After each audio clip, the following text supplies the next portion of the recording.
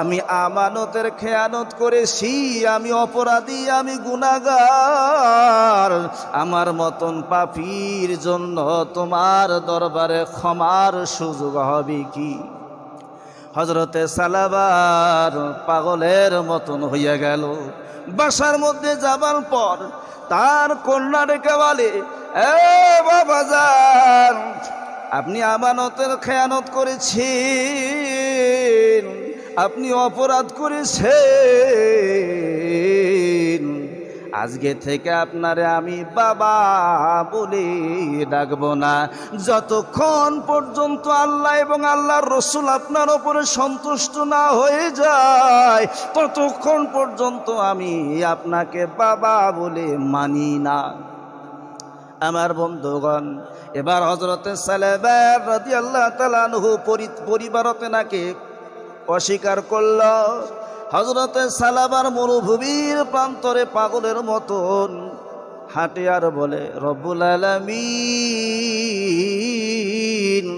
আমি এত বড় গুনাহ করলাম, আমি দ্বীনি ভাইয়ের আমানতের খেয়ানত করেছি। আমার মতন গুনাহগার, আমার মতন পাপীর জন্য আপনার দরবারে তওবার দরজা খোলা আছে কি? এইদিকে তাবুকের অভিযান শেষ হয়ে গেল। সাহাবারা যুদ্ধের ময়দান থেকে গাজী হয়ে চলে আসলো। হযরতে সাঈদ ইবনে আব্দুর রহমান বাসার মধ্যে চলে আসলেন। এসে ঘটনাটা শুনলেন যে হযরতে সালাবার আমানতের খেয়ানত করেছে, স্ত্রীর হাত স্পর্শ করেছে। হযরতে সাঈদ ইবনে আব্দুর রহমান সালাবারকে তালাশ করে, খুঁজতে খুঁজতে মরুভূমির প্রান্তরে সালাবার রাদিয়াল্লাহু তাআলা আনহুকে পেয়ে যায়। আর ডেকে বলে, ভাই সালাবার, তুমি আমার সঙ্গে চলো, তোমার বিচার হবে। এবার সালাবার রাদিয়াল্লাহু তাআলা আনহু ডেকে বলে, ভাই, আমি এত বড় অপরাধ করেছি, আমি বড় অপরাধী, আমি বড় আমানতের খেয়ানতকারী। এইভাবে তুমি ডাকলে আমি যাব না। আমারে কোমরের মধ্যে লসি লাগাইয়া অপরাধীর মতো টেনে টেনে নিয়ে গেলে যাব। তাই করা হলো। হযরতে সালাবার রাদিয়াল্লাহু তাআলা আনহুকে কোমরের মধ্যে লসি লাগাইয়া টেনে টেনে সর্বপ্রথম হযরতে আলী রাদিয়াল্লাহু তাআলা আনহুর দরবারে হাজির করা হলো। উক্ত ঘটনাটা হযরতে আলী রাদিয়াল্লাহু তাআলা আনহুকে জানানো হলো। হযরতে আলী ডেকে বলে, সালাবার, তুমি এত বড় অপরাধ করেছো, আমানতের খেয়ানত করেছো, আমার দরবারে তোমার কোনো তওবার সুযোগ হবে না। তুমি চলে যাও, আমার দরবার থেকে তুমি বাহির হয়ে যাও। এবারে হযরতে উমরের দরবারে যাবে। উমর হলো রাগী মানুষ। সামান্য একটু ভুল ত্রুটির কারণে তরবারি দিয়া ঘর থেকে কল্লাটা দ্বিখণ্ডিত করে দিতে পারে। এই জন্য উমরের দরবারে না যাইয়া হযরতে আবু বকর রাদিয়াল্লাহু তাআলা আনহুর দরবারে হাজির হলো। আবু বকর রাদিয়াল্লাহু তাআলা আনহু ডাক দিয়া বলেন, তুমি আমার দরবার থেকে চলে যাও, তুমি এত বড় গুনাহ করেছো, এই গুনাহ কোনো মাফ হওয়ার সুযোগ আমার দরবারে নাই। বন্ধুগণ আমার, এবার হযরতে সালাবার মনের মধ্যে চিন্তা করতেছে, যেহেতু আলী রাদিয়াল্লাহু তাআলা আনহুর দরবার থেকে বহিষ্কার হয়ে গেলাম, আবু বকর দরবার থেকে বহিষ্কার হয়ে গেলাম, মায়ার নবী দয়ার নবীর দরবারে গেলে মনে হয় তওবার সুযোগ হয়ে যাবে। এইবার আল্লাহর নবীর দরবারে হাজির হইয়া ডেকে বলেন, ইয়া রাসূলুল্লাহ, ইয়া হাবিবাল্লাহ, হুজুর, আমি এত বড় গুনাহ করলাম, দ্বীনি ভাই সাঈদ ইবনে আব্দুর রহমানের আমানতের খেয়ানত করেছি, তার স্ত্রীর হাত স্পর্শ করেছি, আমি এত বড় গুনাহগার হয়ে গেলাম, আমার জন্য কি কোনো তওবার সুযোগ হবে কি? এবার আল্লাহর নবীও ডাক দিয়া বলে, সালাবার, তুমি অনেক বড় অপরাধী, কারণ তুমি তোমার দিদি ভাইয়েরা আমানতের খেয়ানত করেছো, আল্লাহর দরবারে তোমার তওবার সুযোগ হবে না। আমার ভাইয়েরা, হযরতে সালামা রাদিয়াল্লাহু তাআলা আনহু এবার আল্লাহর নবীর দরবার থেকেও বহিষ্কার হয়ে গেলেন। হযরতে সালামার আল্লাহর নবীর দরবার থেকে বহিষ্কার হয়ে গেল, সাহাবাগণের দরবার থেকে বহিষ্কার হয়ে গেল। আমার ভাইয়েরা, পরিবারও অস্বীকার করল, আপন মেয়ে পর্যন্ত বাবা ডাকতে অস্বীকার করল। এই জন্য হযরতে সালামার পাগলের মতো পাগলিনের বেশে মরুভূমির প্রান্তরে ঘুরে বেড়ায়, কখনো জঙ্গলের ভেতরে, আর মাঝে মাঝে একটা চিৎকার মেরে ডেকে বলে, আল্লাহ, আমি এত বড় গুনাহগার, আমার মতন পাপীর জন্য তোমার দরবারে তওবার সুযোগ হবে কি? আমার বন্ধুগণ, সালামা রাদিয়াল্লাহু তাআলা আনহু ডেকে বলে, আল্লাহ, তোমার নবীও আমাকে প্রত্যাখ্যান করলো, এমনকি আমার পরিবার পর্যন্ত আমাকে প্রত্যাখ্যান করেছে। রব্বুল আলামিন, তোমার দয়া, তোমার অনুগ্রহ, তোমার মায়া কি শেষ হয়ে গেছে? সারা দিন রাত হযরতে সালামা রাদিয়াল্লাহু তাআলা আনহু মরুভূমির প্রান্তরে ঘুরে বেড়ায়। এইদিকে আমার আল্লাহর নবীর কাছে ফেরেশতারা এসে আল্লাহর নবীর কাছে ওহী নাজিল হলো। আল্লাহ ফেরেশতাকে ডেকে বলেন, এ জিবরাইল, আমার নবীকে যাইয়া কও আমি আমার সালামা রাদিয়াল্লাহু তাআলা আনহুর তওবা কবুল করে নিয়েছি। সুবহানাল্লাহ কোন। হযরতে সালামা রাদিয়াল্লাহু তাআলা আনহুর তওবা কবুল হলো আল্লাহর দরবারে। আল্লাহর নবীজি সমস্ত সাহাবাদেরকে ঘোষণা জানাইয়া দিলেন যে, সাহাবারা, আমার সালামা রাদিয়াল্লাহু তাআলা আনহুর আল্লাহর দরবারে তেনার তওবা কবুল হয়ে গেছে। সুবহানাল্লাহ কোন। যাও সালামাকে নিয়ে আসো। হযরতে ওসমান রাদিয়াল্লাহু তাআলা আনহু সাহাবারা সালামাকে খুঁজতেছে, কোথাও পাই না। এক পর্যায়ে গভীর রজনীতে হযরতে সালামা রাদিয়াল্লাহু তাআলা আনহু মরুভূমির প্রান্তরে দুই সিজদার মধ্যে পড়ে আল্লাহকে ডেকে বলে, আল্লাহ, আমার মতন পাপী গুনাহগারের জন্য তোমার দরবারে তওবার দরজা খোলা আছে কি? এই বলে কান্না করতেছে। গভীর রজনীতে ওসমান রাদিয়াল্লাহু তাআলা আনহু সাহাবারা শুনতে পাইলেন কান্নার আওয়াজ ভেসে আসতেছে। এই কান্নার আওয়াজ শুনে তারা সালামা রাদিয়াল্লাহু তাআলা আনহুর নিকট চলে গেলেন আর ডেকে বললেন, ভাই সালামার, আমার আল্লাহর দরবারে তোমার তওবা কবুল হয়ে গেছে, তুমি চলে আসো, আল্লাহর নবীজি তোমাকে ডাকছে। আমার ভাইরা, হযরতে সালামা রাদিয়াল্লাহু তাআলা আনহু চলে আসলেন। ওই রাতে আল্লাহর নবীর পিছনে হযরতে সালামা রাদিয়াল্লাহু তাআলা আনহু ফজরের নামাজ আদায় করতেছেন। সুবহানাল্লাহ কোন। আল্লাহর নবীজি নামাজের মধ্যে তেলাওয়াত করতেছেন সূরা তাকাসুর, আল্লাকুমুত তাকাসুর হাত্তা যুরতুমুল মাকাবির।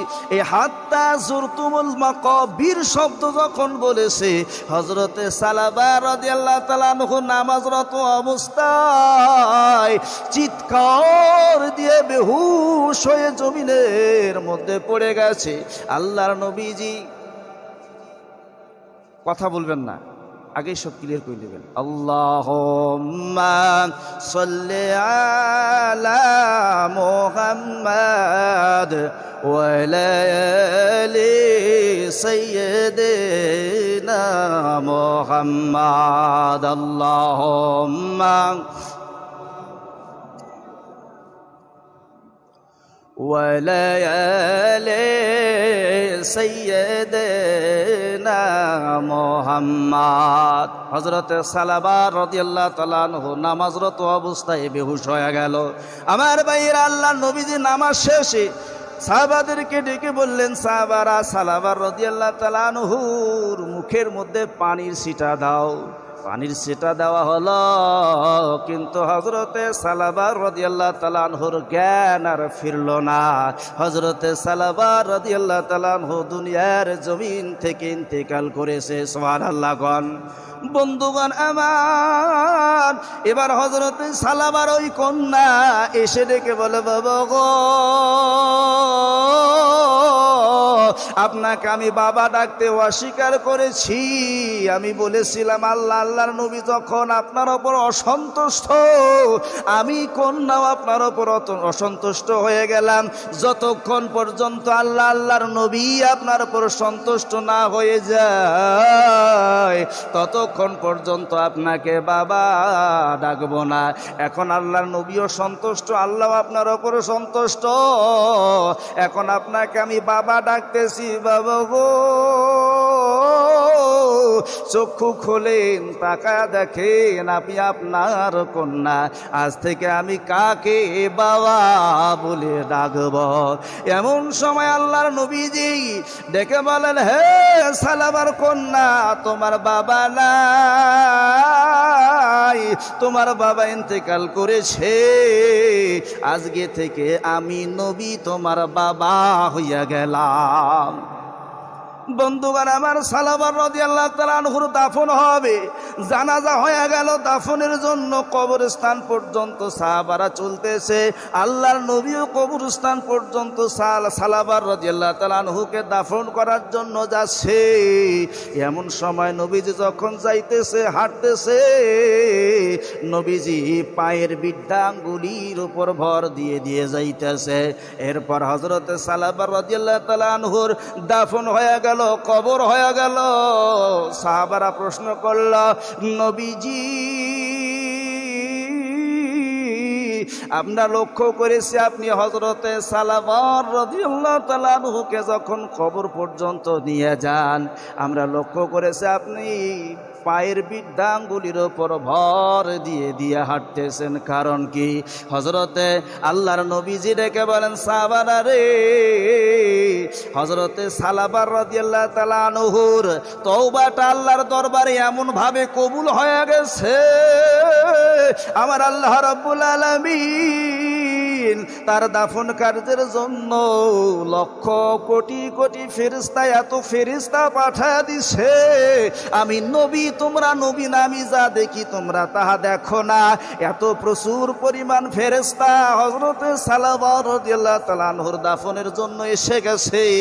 আমি নবী পা পরিপূর্ণভাবে জমিনে ফেলার মতন জায়গা পাই না। যেই সালাবা রাদিয়াল্লাহু তাআলা আনহুর কবরে দাফন করার জন্য আল্লাহ রাব্বুল আলামিন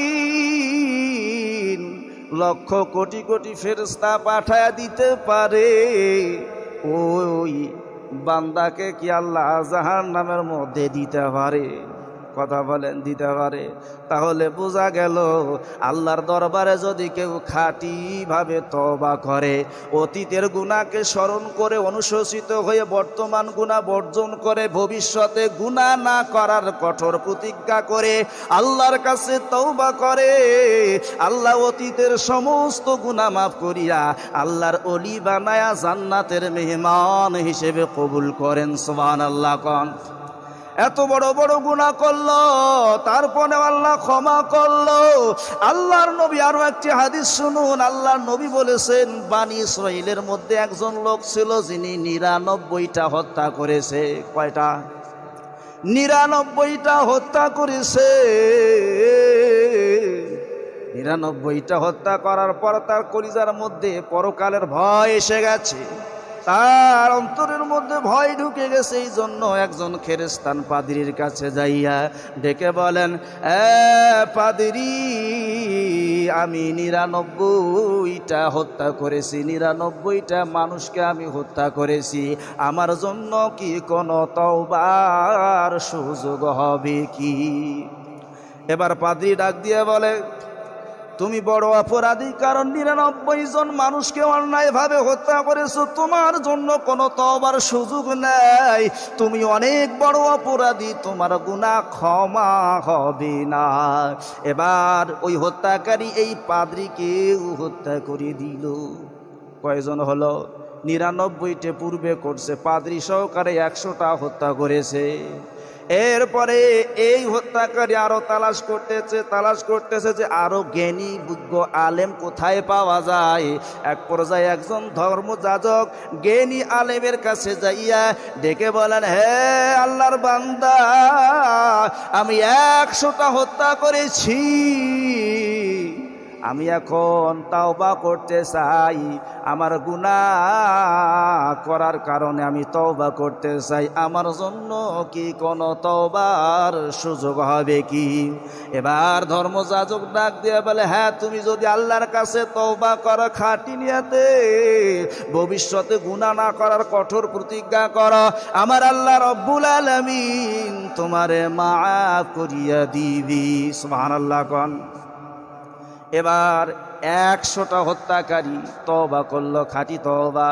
এবার ওই ধর্মযাজক ডেকে বললেন, তুমি অমুক এলাকায় চলে যাও, ওই এলাকার মধ্যে আল্লাহওয়ালা লোক রয়েছে, আল্লাহ তাআলার ইবাদতকারী বান্দা রয়েছে, তাদের সঙ্গে শামিল হয়ে যাও, তাদের কাছে শিক্ষা গ্রহণ করে তুমি আল্লাহর ইবাদত বন্দেগীর মধ্যে লিপ্ত হইয়া যাও। আমার বন্ধুগণ, এবার এই হত্যাকারী তওবা করার পর ওই এলাকায় যেখানে আল্লাহওয়ালা রয়েছে, যেখানে ইবাদত বন্দেগী করা আল্লাহর বান্দারা রয়েছে, এই জায়গার মধ্যে যাইবে। এমন সময় 2 শ্রেণীর ফেরেশতারা তার রূহ নেওয়ার জন্য চলে এসেছে। বান্দার হায়াত শেষ হয়ে গেছে, আযাবের ফেরেশতারাও রূহ নেওয়ার জন্য এসে হাজির হয়ে গেছে, আবার রহমতের ফেরেশতারাও রূহ নেওয়ার জন্য হাজির হয়ে গেছে। এমন সময় 2 ফেরেশতার মধ্যে তর্ক বিতর্ক শুরু হয়ে গেছে। রহমতের ফেরেশতারা ডেকে বলে যে এই রূহ আমরা নেব, কারণ লোকটা যদিও 100টা খুন করেছে, কিন্তু আল্লাহর দরবারে খাঁটি তওবা করেছে, আল্লাহর কাছে গুনাহ মাফের জন্য তওবা করেছে, এই রূহ আমরা নিয়ে যাব। আযাবের ফেরেশতারা ডেকে বলে যে না না, 100টা হত্যা করেছে, তার কোনো ক্ষমা নাই, সে বড় অপরাধী, সে জঘন্যতম গুনাহগার দুনিয়ার মধ্যে, তার রূহ আমরা নিয়ে যাব। এবার আল্লাহ রাব্বুল আলামিন ফেরেশতাদেরকে ডেকে বলেন, ফেরেশতারা রে, জমিনের মধ্যে মাফ করো, ওই আল্লাহওয়ালা পর্যন্ত যদি রাস্তা বেশি আগায়া যায় তাহলে রহমতের ফেরেশতারা রূহ নিয়ে যাবে। আল্লাহওয়ালার কাছে যদি বেশি আগায়া যায়, রাস্তা বেশি অতিক্রম করে ফেলে, তাহলে রূহ নিয়ে যাবে রহমতের ফেরেশতারা। আর যদি আল্লাহওয়ালাদের কাছে যাওয়ার রাস্তাটা কম হয়ে যায়, তাহলে শুনে নাও, রূহ নিয়ে যাবে আযাবের ফেরেশতারা। সুবহানাল্লাহ কোন। বন্ধুগণ আমার, এবার রাস্তা মাফ করা হলো।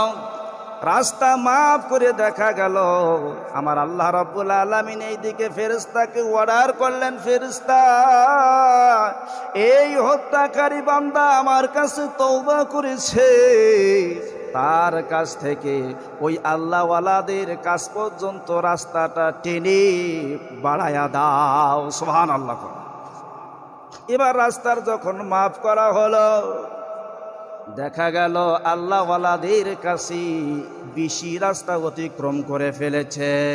এই জন্য রহমতের ফেরেশতারা এসে এই ব্যক্তির রূহ নিয়ে চলে গেলেন। সুবহানাল্লাহ কোন। বন্ধুগণ আমার, তাহলে বোঝা গেল যত বড় আপনি গুনাহগার হন, এই জিন্দেগিতে অন্যায় করেছেন, পরের জমি দখল করেছেন, অবৈধ সম্পর্ক করেছেন, জেনা ব্যভিচার করেছেন, জীবনে নামাজ পড়েন নাই, শুক্রবারের নামাজ ছাড়া 5 ওয়াক্ত নামাজ পড়েন নাই, আজকে আল্লাহর কাছে তওবা করেন যে আল্লাহ, এতদিন আমি নামাজ আদায় করি নাই, 5 ওয়াক্ত নামাজে আমি আসতে পারি নাই, আজ থেকে আমি তওবা করলাম, খাঁটি তওবা, আমি জিন্দেগিতে মৃত্যু পর্যন্ত 1 ওয়াক্ত নামাজ ছাড়ব না। আমার আল্লাহ রাব্বুল আলামিন অতীতের সমস্ত গুনাহ মাফ করে নতুন করে আমল নামায় সব লিখে দিবেন। রাজি আছি না ইনশাআল্লাহ খাঁটি তওবা করার জন্য? 5 ওয়াক্ত নামাজ ধরার জন্য রাজি আছে না ইনশাআল্লাহ? যুবক ভাইয়েরা বেশি করে শোনেন, অবশ্যই 5 ওয়াক্ত নামাজ পড়েন, আল্লাহর কাছে নিজের মনটাকে বুঝান যে আল্লাহ, জিন্দেগিতে আমি নামাজ 5 ওয়াক্ত পড়ি নাই, আজকে থেকে নামাজ ধরবো, হালাল